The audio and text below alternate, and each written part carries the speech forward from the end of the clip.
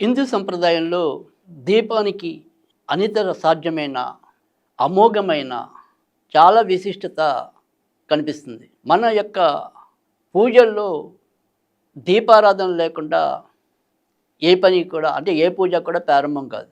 అంతెందుకు చివరికి పితృకార్యాల్లో కూడా మనం దీపాన్ని వెలిగించకుండా ఆ తంతుని పూర్తి చేయం.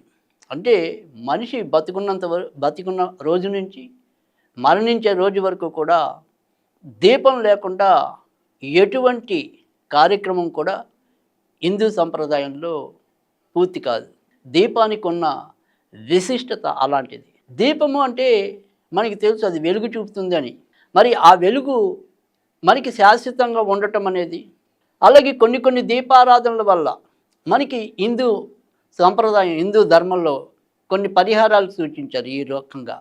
అంటే ఎవరైతే తులసి కోట దగ్గర ప్రతినిత్యం కూడా దీపం పెడతారో నేతితో వాళ్ళ ఇంట లక్ష్మి స్థిర నివాసం ఏర్పరచుకుంటుంది అని చెప్పి. అలాగే కొన్నిసార్లు ఈ దీపారాధనలో మనం వేసే ఒత్తులు అంటే కొన్నిసార్లు ఎర్ర ఒత్తులు వేసి, కొన్నిసార్లు నల్ల ఒత్తులు వేసి, ఇలా కొన్ని శాంతుల కోసం కూడా ఈ దీపాలు మనం పెడుతూ ఉండటం అనేది ఉంది. అయితే ఇప్పుడు చెప్పబోయే దీపం అనేది చాలామంది ఇటీవల కాలంలో వింటూనే ఉండి ఉంటారు. ఉప్పు దీపమని, ఔశ్వర్య దీపమని, లక్ష్మీ దీపమని. అసలు ఈ దీపం ఎలా పెట్టుకోవాలి, ఎందుకు పెట్టుకోవాలి, దీనివల్ల మనకి కలిగే మేలేంటి అనేది కనుక చూసుకున్నట్టయితే, ఇవాళ ప్రతి ఒక్కరికి కూడా అప్పు లేనిదే పూట గడవని పరిస్థితి.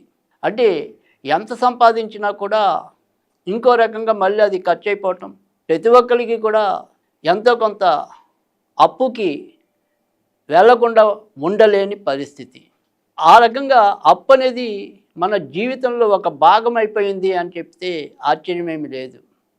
కానీ అప్పులు చేయటం అంత సులభంగా, అప్పులు తీర్చడం అంత సులభం కాదనిపిస్తూ ఉంటుంది కదా.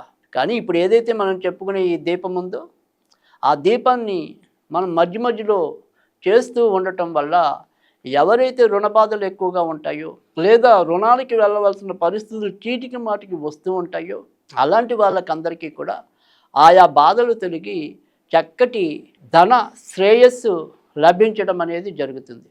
అయితే దీన్ని ఎప్పుడైనా సరే మనం పెట్టేప్పుడు శుక్రవారం, అది ఉదయం ఖాళీ ఉన్నవాళ్ళు ఉదయం పెట్టుకోవచ్చు, సాయంకాలం ఖాళీ ఉన్నవాళ్ళు సాయంకాలం పెట్టుకోవచ్చు. అయితే ఎలా పెట్టాలి అంటే కనుక, ముందు మనం నేల మీద ఒక నేలను శుభ్రం పరిచి అంటే నేల చక్కగా ఎటువంటి గతుకులు లేకుండా చక్కగా ఉంటే నేల మీద చేయొచ్చు.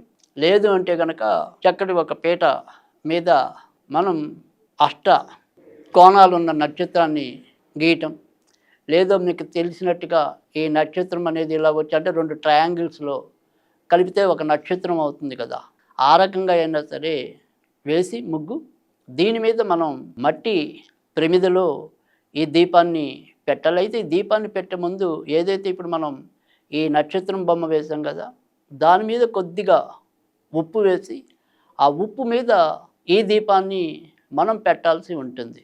తర్వాత ఏదైతే లక్ష్మీదేవి మంత్రం ఉంటుందో, అది తేలికైన మంత్రంగా కావాలి అనుకుంటే కనుక ఓం హ్రీం శ్రీం శ్రీం శ్రీం, ఓం హ్రీం శ్రీం శ్రీం శ్రీం అలా 3 సార్లు అనుకుని మహాలక్ష్మియే నమః అనుకుని అది 27 సార్లు కానీ, 54 సార్లు కానీ, 108 సార్లు కానీ చేయాల్సి ఉంటుంది.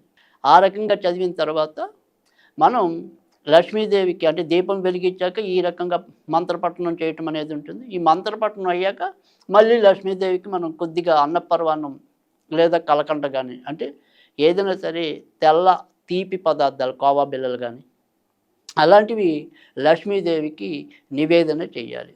ఈ రకంగా మనం 9 శుక్రవారాలు ఈ రకంగా ఈ ఉప్పుతో దీపం పెట్టినట్టయితే కనుక అది మనకి అనేక రకాలైన ఔశ్వర్యాలని తీసుకురావటం అనేది అయితే ఉంటుంది. అయితే కొంతమందికి మరి ఈ దీపం పెట్టే రోజు మేము తలస్నానం చేయాలా, ఉపవాసం ఉండాలా, తర్వాత మరి ఏదైనా సరే నాన్ వెజ్ తినే వాళ్ళైతే కనుక నాన్ వెజ్ తినకుండా ఉండాలా, ఇలాంటి సందేహాలు కలగటం కూడా సహజం. అయితే ఈరోజు తలస్నానం చేయకపోయినా ఇబ్బంది ఏం లేదు. మామూలుగా సరైన పద్ధతిలో స్నానం చేసేసి శుచిగా స్నానం చేసి తర్వాత మరి అప్పటిదాకా మనం ఏదైనా సరే కేవలం ఉతికిన బట్టలు మాత్రమే వేసుకుని